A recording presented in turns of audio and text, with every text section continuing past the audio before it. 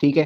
پھر اسی طریقے سے آگے 117 پیج کے اوپر بھی مولانا مودودی نے صحابہ کے دفاع کے حوالے سے کچھ لکھا.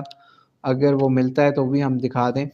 وہ ہم پہلے بھی بیان کر چکے ہیں, اب اس کو رپیٹ کر رہے ہیں کہ حضرت عثمان کے خلاف الزامات کی طویل فہرست مرتب کی جو کہ باغی آئے تھے انہوں نے, یا پھر جن لوگوں نے ان کا محاصرہ کیا تھا, تو زیادہ تر بالکل بے بنیاد یا ایسے کمزور الزامات پر مشتمل تھی جن کے معقول جوابات دیے جا سکتے تھے اور بعد میں دیے بھی گئے. پھر باہمی قرارداد کے مطابق یہ لوگ, جن کی تعداد 2000 سے زیادہ نہ تھی, مصر, کوفہ, بصرے سے بیک وقت مدینے پہنچے تھے, یہ کسی کے نمائندہ بھی نہ تھے بلکہ ساز باز سے انہوں نے ایک پارٹی بنائی تھی. تو آپ یہ سوچئے کہ یہاں پہ بھی یہ کہہ رہے ہیں کہ حضرت عثمان کے خلاف جو الزامات تھے وہ زیادہ تر بے بنیاد تھے. یہ مولانا مودودی 117 پیج کے اوپر لکھ رہے ہیں. پھر اسی طریقے سے 118 نمبر پیج کے اوپر بھی ہم اگر دیکھیں